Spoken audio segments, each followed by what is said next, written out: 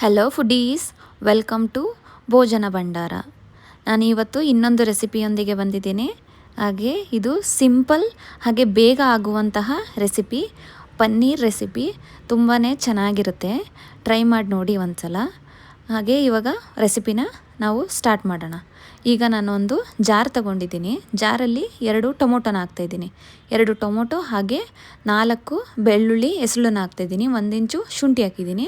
ಹಾಗೆ 1 ಮೆಣಸಿಕಾಯಿ, ಕೊತ್ತಂಬರಿ ಸೊಪ್ಪಿನ ಕಾಂಡ, ದಂಟು ಅಂತಾರಲ್ಲ, ಅದನ್ನು ಹಾಕ್ಕೊಂಡಿದ್ದೀನಿ. 10 ಗೋಡಂಬಿನ ಹಾಕೋತಾಯಿದ್ದೀನಿ.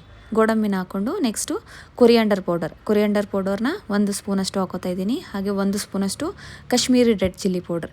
ಬೇರೆ ಖಾರದ ಪುಡಿನ ಯೂಸ್ ಮಾಡಬೇಡಿ, ಯಾಕೆಂದರೆ ಇದು ಸ್ವಲ್ಪ ಸ್ವೀಟಾಗಿರುತ್ತೆ, ಖಾರ ಇರಲ್ಲ. ಹಾಗೆ 1/4 ಟೀ ಸ್ಪೂನಷ್ಟು ಜೀರಾ ಪೌಡ್ರನ್ನ ಹಾಕ್ಕೊಂಡು ನೋಡಿ ಈ ಥರ ರುಬ್ಕೊಂಬಂದಿದ್ದೀನಿ. ಫುಲ್ಲು ನುಣ್ಣಗೆ ರುಬ್ಕೋಬೇಕು. ನೀವು ಇಲ್ಲಿ ಹುಳಿ ಟೊಮೊಟೊ ಯೂಸ್ ಮಾಡಬೇಡಿ. ನೆಕ್ಸ್ಟು ಇಲ್ಲಿ ನಾನು 3 ಈರುಳ್ಳಿನ ತೊಗೊಂಡಿದ್ದೀನಿ. 3 ಈರುಳ್ಳಿನ ತೊಗೊಂಡು ನಾನು ಈ ಥರ ಚಾಪ್ ಮಾಡ್ಕೊಂಡಿದ್ದೀನಿ. ನಿಮಗೆ ಬೇಕಂದರೆ ಚಾಪರ್ ಇಲ್ಲ ಅಂದರೆ ಸಣ್ಣದಾಗಿ ಕಟ್ ಮಾಡ್ಕೋಬೋದು ಕೂಡ. ಹಾಗೆ ಇಲ್ಲಿ 1 ಮೆಣಸಿಕಾಯಿನ ತೊಗೊಂಡು ನೋಡಿ, ಕಾಣಿಸ್ತಾ ಇದೆಯಲ್ಲ, ಈ ಥರ ಸಣ್ಣದಾಗಿ ಕಟ್ ಮಾಡ್ಕೊತಾ ಇದ್ದೀನಿ. ಮೆಣಸಿಕಾಯಿನ ಜಾಸ್ತಿ ಯೂಸ್ ಮಾಡಬೇಡಿ. ನೆಕ್ಸ್ಟ್ ನಾನು ಇಲ್ಲಿ 500 ಗ್ರಾಮಷ್ಟು ನಾನು ಪನ್ನೀರನ್ನು ತೊಗೊಂಡಿದ್ದೀನಿ. ಆದರೆ ಇಲ್ಲಿ 500 ಗ್ರಾಮ್ ಅಷ್ಟೂ ನಾನು ಯೂಸ್ ಮಾಡ್ತಾ ಇಲ್ಲ.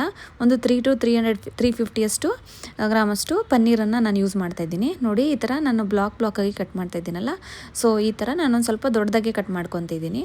ಸೊ ಈ ಥರ ಕಟ್ ಮಾಡ್ಕೋಬೇಕು. ಈ ಥರ ಕಟ್ ಮಾಡಿಕೊಂಡು ಒಂದು ಫ್ರೈ ಪ್ಯಾನ್ನ ಇಟ್ಕೊಂಡು ಸ್ವಲ್ಪ ನೋಡಿ, ಇದೊಂದು ಸ್ವಲ್ಪ ಕ್ಲಿಪ್ ಮಿಸ್ ಆಗಿದೆ. ಇದಕ್ಕೆ ಸ್ವಲ್ಪ ಬಟರ್ ಹಾಕಿ, ಬಟರ್ ಜೊತೆಗೆ ಒಂದು ಸ್ವಲ್ಪ ಚಿಲ್ಲಿ ಪೌಡರ್ ಹಾಗೆ ಸಾಲ್ಟು ಹಾಕಿ ನೀವೇನು ಮಾಡಬೇಕು, ನೀಟಾಗಿ ಫ್ರೈ ಮಾಡ್ಕೋಬೇಕು.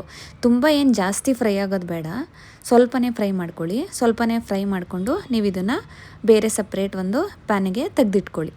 ಅದೇ ಪ್ಯಾನಿಗೆ ಮತ್ತೆ ನಾನಿಲ್ಲಿ ಬಟರ್ನ ಆ್ಯಡ್ ಮಾಡ್ತಿದ್ದೀನಿ. ಬಟರ್ ಹಾಗೆ ಸ್ವಲ್ಪ ಆಯಿಲ್ನ ಯೂಸ್ ಮಾಡ್ತಾಯಿದ್ದೀನಿ. ಇದಕ್ಕೆ ಸ್ವಲ್ಪ ಜೀರಾ ಹಾಕ್ಕೊಂಡಿದ್ದೀನಿ. ಜೀರಾ ಹಾಗೆ 3 ಏಲಕ್ಕಿನ ಹಾಕೋತಾ ಇದ್ದೀನಿ. 1 ಪಲಾವ್ ಎಲೆ ಹಾಗೆ 1 ನಾವೇನು ಕಟ್ ಮಾಡಿ ಇಟ್ಕೊಂಡಿದ್ವಲ್ಲ ಆ ಮೆಣಸಿಕಾಯಿನ ಹಾಕ್ಕೊಂಡಿದ್ದೀನಿ. ಹಾಕ್ಕೊಂಡು ಸ್ವಲ್ಪ ಫ್ರೈ ಮಾಡ್ಕೊಳ್ಳಿ. ನೀಟಾಗಿ ಚೆನ್ನಾಗಿ ಇದನ್ನು ಈ ಥರ ಫ್ರೈ ಮಾಡ್ಕೊಳ್ಳಿ. ಈ ಥರ ಫ್ರೈ ಆದಮೇಲೆ ನಾನು ಕಟ್ ಮಾಡಿ ಇಟ್ಕೊಂಡಿದ್ದೀನಲ್ಲ 3 ಈರುಳ್ಳಿನ, ಅದನ್ನು ನೀವಿಲ್ಲಿ ಸೇರಿಸ್ಕೊಂಡು ಅದನ್ನು ಕೂಡ ನೀವೇನು ಮಾಡಬೇಕು, ಫ್ರೈ ಮಾಡ್ಕೋಬೇಕು. ನೀಟಾಗಿ ನಿಧಾನಕ್ಕೆ ಸ್ವಲ್ಪ ಅದು ಗೋಲ್ಡನ್ ಕಲರ್ ಟರ್ನ್ ಆಗೋವರೆಗೂ ಫ್ರೈ ಮಾಡ್ಕೊಳ್ಳಿ. ಅದನ್ನು ಈ ಥರ ನೋಡಿ, ಫುಲ್ ಗೋಲ್ಡನ್ ಕಲರ್ ಅದು ಟರ್ನ್ ಆಗಬೇಕು. ಅದಾದಮೇಲೆ ಅದಕ್ಕೆ ಸ್ವಲ್ಪ ಅರಿಶಿನ ಪುಡಿನ ಆ್ಯಡ್ ಮಾಡ್ತಾಯಿದ್ದೀನಿ. ಅರಿಶಿನ ಪುಡಿ ಹಾಗೆ ಸ್ವಲ್ಪ ಕಾಶ್ಮೀರಿ ರೆಡ್ ಚಿಲ್ಲಿ ಪೌಡ್ರ್, ಒಂದು ಅರ್ಧ ಸ್ಪೂನಷ್ಟು ಕಾಶ್ಮೀರಿ ರೆಡ್ ಚಿಲ್ಲಿ ಪೌಡರ್ನ ಹಾಕ್ಕೊಂಡು ಅದನ್ನು ಕೂಡ ಫ್ರೈ ಮಾಡ್ಕೋಬೇಕು. ಅಂದರೆ ಇದು ಸ್ವಲ್ಪ ಅಂದರೆ ಸೀದೋಗುತ್ತೆ ಮಸಾಲ. ಲೋ ಫ್ಲೇಮಲ್ಲಿ ಇಟ್ಕೊಂಡು ನೀವು ಇದನ್ನು ಫ್ರೈ ಮಾಡ್ಕೋಬೇಕು.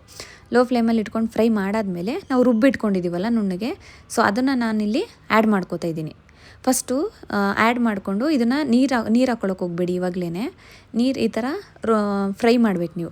ಸ್ವಲ್ಪ ಸಾಲ್ಟ್ ಕೂಡ ಹಾಕ್ಕೊತಾ ಇದ್ದೀನಿ. ನೀಟಾಗಿ ಇದು ಒಂದು 10 ನಿಮಿಷನಾದರೂ ಹಿಡಿಯುತ್ತೆ. ನಾವೆಲ್ಲದೂ ಹಸಿಯದೇ ಹಾಕಿರೋದ್ರಿಂದ ಚೆನ್ನಾಗಿ ಫ್ರೈ ಆಗಬೇಕು.